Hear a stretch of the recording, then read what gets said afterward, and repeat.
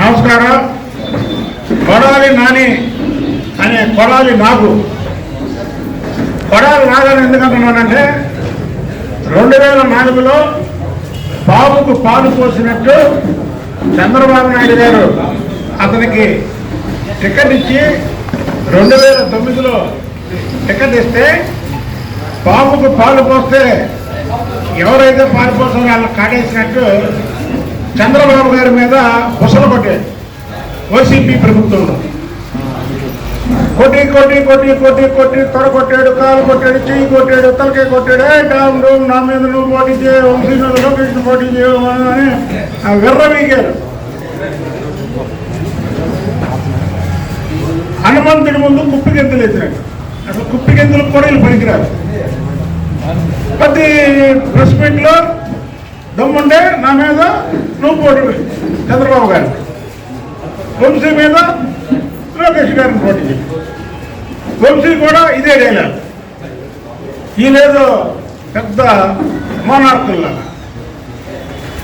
2024లో ఒక కొత్త క్యాండిడేట్ని తీసుకొచ్చి గురువాళ్ళ పెడితే చిక్కుగా ఓడిపోయాడు ఈ నాగం. ఏ వంశీ మీద అయితే వైసీపీ క్యాండిడేట్గా ఓడిపోయాడు ఎర్రగడ్డ వెంకటరావు గారు తెలుగుదేశం పార్టీలో చేరితే తెలుగుదేశం టికెట్ మీద బంపర్ మెజార్టీతో గెలిచాడు. అది తెలుగుదేశం పార్టీ సత్తా, అది చంద్రబాబు నాయుడు గారి సత్తా. మీరేదో చంద్రబాబు నాయుడు గారు వెనకతను ఉన్నప్పుడు నలుగురు ఫోటోలు దిగారు, నలుగురు ఏదో ఇచ్చేశారు, ఇది మా బలం అనుకొని విర్రవీగారు.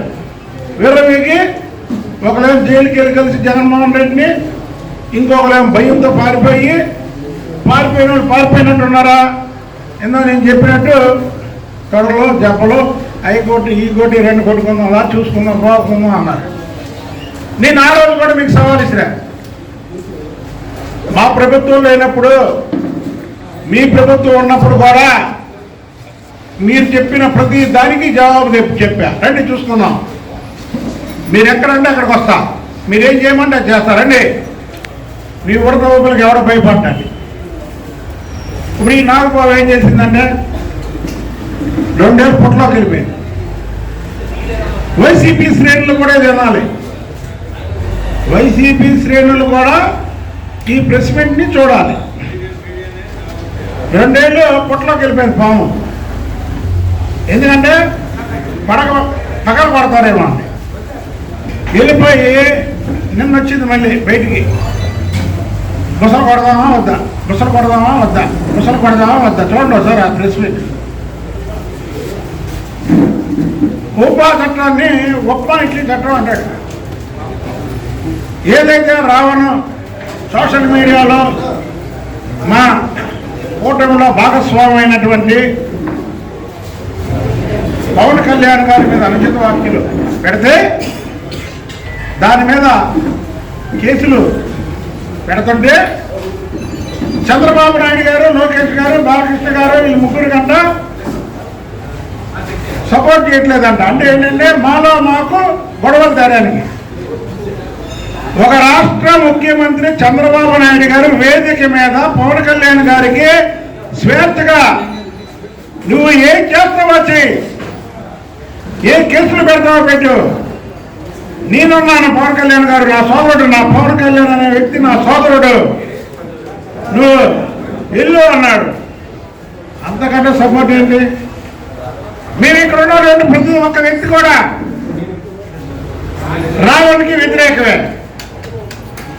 పవన్ కళ్యాణ్ వ్యతిరేకం అంటే చంద్రబాబు గారికి వ్యతిరేకమే, చంద్రబాబు గారికి వ్యతిరేకం అంటే పవన్ కళ్యాణ్ గారికి వ్యతిరేకమే. ఏదో మాలో మాకు చిలుకలు తెచ్చి లేదా కార్యకర్తల్ని విడదీసి ఏదో మళ్ళీ నీ వైపు అక్కడ గుడివాడలో నీ వైపు వస్తారనుకుంటున్నామేమో. కళ ఏమైంది నీ విర్రవీగంతనం? ఈ రాష్ట్రంలో వైసీపీ క్యాండిడేట్లు ఓడిపోయినటువంటి 164 మందిని అడగండి. మీరు 175 మందికి 11 మంది ఎమ్మెల్యేలు గెలిచారు. 164 మందిని అడగండి.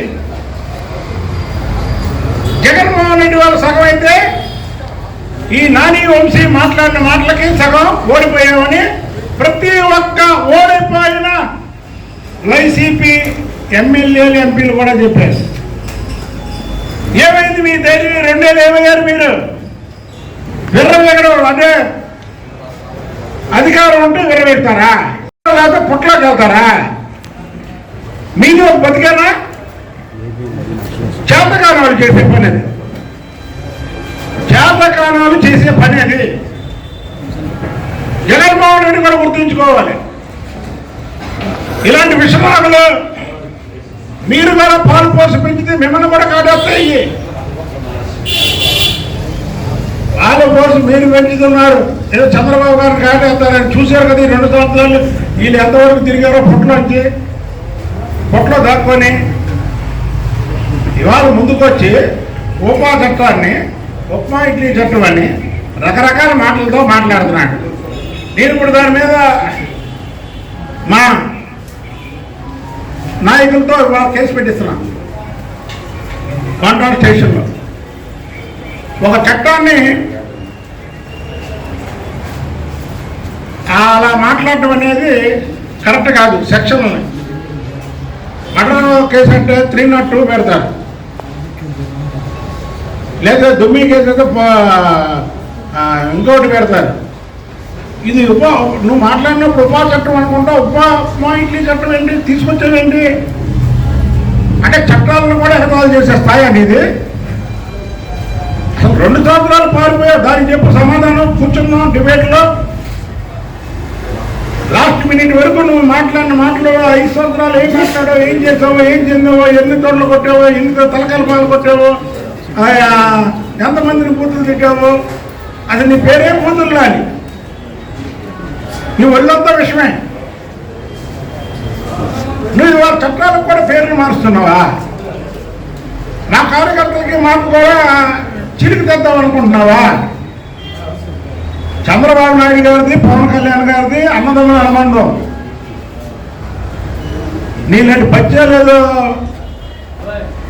ఇలాంటి చిన్న చిన్న ఈ చేద్దామంటే ఇడిపోయా ఇది కాదు. ఒళ్ళు దగ్గర పెట్టుకొని మాట్లాడు. నువ్వు విషనాలు అయితే నీ కూరలు తీసేస్తావు ఏంటనుకుంటున్నావు?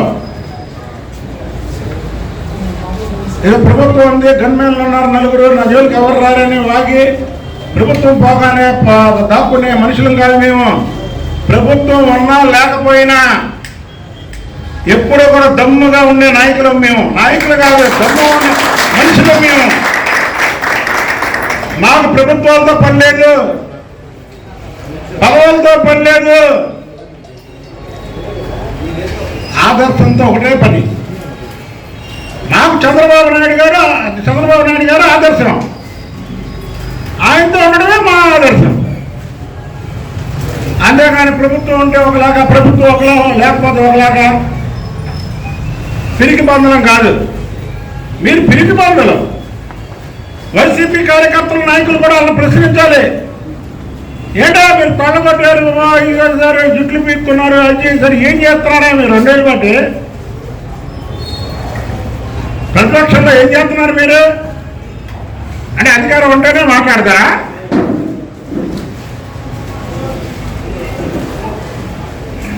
గొడవల్లోనే నువ్వు పిచ్చి పిచ్చి వాగుళ్ళు ఎక్కడైనా కట్టిపెట్టు. ఇది విజయవాడలో నీలాంటి వాళ్ళు లెక్క చేసే మనుషులు కాదు. ఇక్కడ మహా నాయకులు, గట్టిగా ఉన్నటువంటి నాయకులను చూసిన వాళ్ళం మేము. ఇదే గుడివాడ సెంటర్లో శరత్ రైస్ అనుకుంటున్నామా నువ్వు?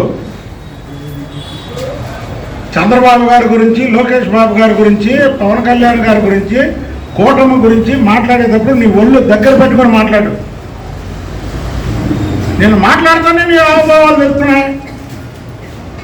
మాట్లాడదామా వద్దా అని ఆఖరికి నోరు జారీసావు ఉప్మా ఇడ్లీ అని. ఒక చట్టాన్ని అలా హేళన చేస్తావా నువ్వు? మా కార్యకర్తలకి గొడవలు పెడదాం అనుకుంటున్నావా?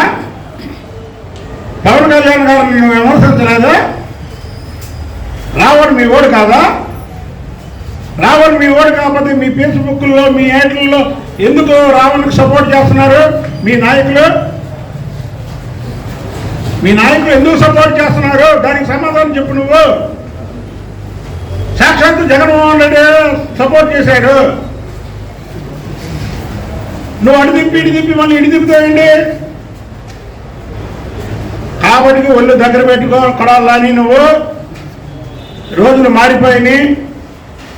ఏదో 2019 నుంచి 2024 విరవేగాను, ఇప్పుడు దాక్కున్నాను, ఇంకో 3 ఏళ్ళు ఎన్నికలు వస్తున్నాయి కదా, మళ్ళీ ఇప్పుడు నేను కొద్దిగా కూడా మాట్లాడకపోతే నాకు టికెట్ ఎవరేమో అని నువ్వు పిచ్చి పిచ్చి ప్రాలాపాలు మాట్లాడేవంటే మాత్రం విజయవాడ వస్తే నీ కూరలు పీకేస్తాం. నా పదవులతో పని లేదు, ప్రభుత్వాలతో పని లేదు, అధికారంతో పని లేదు. అధికారం లేనప్పుడు కూడా ఇలాగే ఉన్నా. అధికారం వచ్చాక తగ్గిపోయా నేను.